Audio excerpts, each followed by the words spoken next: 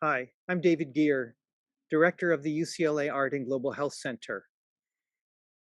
15 years ago, when I was teaching a class called Make Art, Stop AIDS, my colleague Robert Sember thrust a copy of A Broken Landscape into my hands.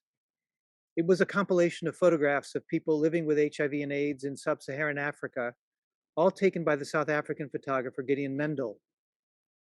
I tracked down Mendel in London and told him how much I loved and appreciated his work, especially for its essential humanity. Over the subsequent years, we were able to launch Through Positive Eyes, a photo storytelling project in which people living with HIV around the world take their own photos and tell their own stories to dispel the stigma associated with HIV. In 2019, we curated images and stories from more than 130 people living in 10 international cities to constitute Through Positive Eyes at the UCLA Fowler Museum. Just prior to the closing in 2020, Dr. Francesca Albrezzi documented the exhibition using a 360 camera. Now, on our throughpositiveeyes.org website, students and members of the public can experience the Fowler's version of the exhibition from wherever they are in the world. I'm Francesca Albrezzi. I'm a digital research consultant with the Office of Advanced Research Computing here at UCLA. I work with faculty across campus to support their digital research needs, and my area of expertise is XR. I also sometimes teach in the World Arts and Cultures/Dance department and in the Digital Humanities program. I did my graduate work in the Department of World Arts and Cultures, so I knew of the Arts and Global Health Center and the Through Positive Eyes project from my time there.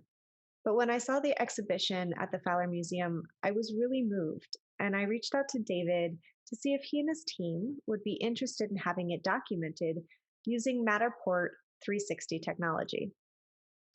Knowing the exhibition was scheduled to travel, I thought an XR capture might be useful for people to virtually experience how the exhibition was done at the Fowler, perhaps to compare it to other installations on the tour or simply to reach a wider digital audience that might not have been able to see it in person.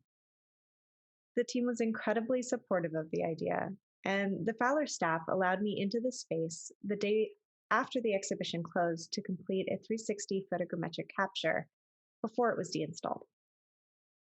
The capture was subject to some limitations, which affected the level of quality we could achieve.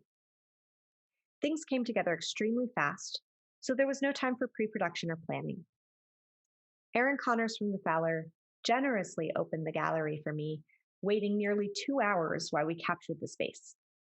We chose to use a fairly powerful but lightweight 360 camera, the Insta360 1X, in combination with the Matterport mobile app, so we could move quickly through the space, taking spherical captures every several feet, noted by these circular rings, in order to create a photogrammetric 3D model.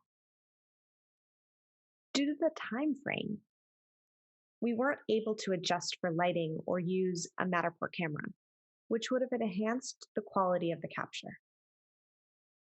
For example, this last room was lit with red lights, but it appears more of a purple in hue in the capture.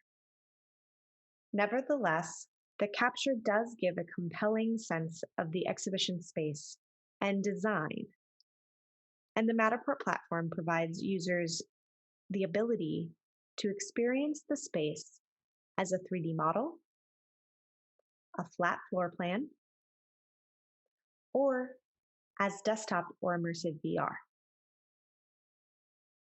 Next, we added an annotation layer. While the Through Positive Eyes website provides a different view of much of the work presented and more, we wanted this layer of the virtual experience to stay close to what work and information was provided in the physical exhibition. We color-coded the annotation pips. Green was used for labels with text and high-resolution images. Red was used for embedded video. The annotations allow users to view the media directly in the virtual space. A few challenges we encountered with the annotations involve placement and text limit. The exhibition was designed with these stations of various works presented on either side of the pedestals placed in the center of the room, like a forest you could weave through.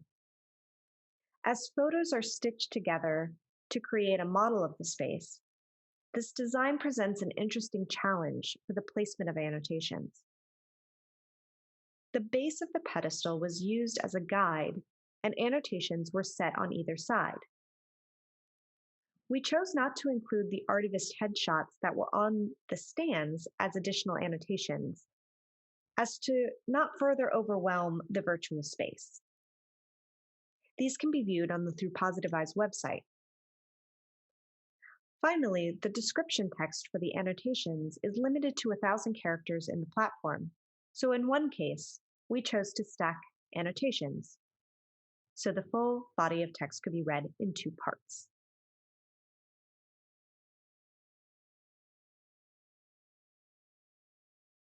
One outstanding question for this project is how we can best represent the interactions that happened within the exhibition space.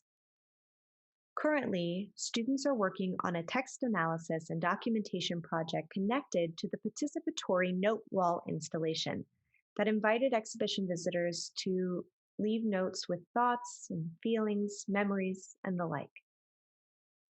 There may be a way that we can share that work in this virtual space in order to better communicate the intention of this area of the exhibition.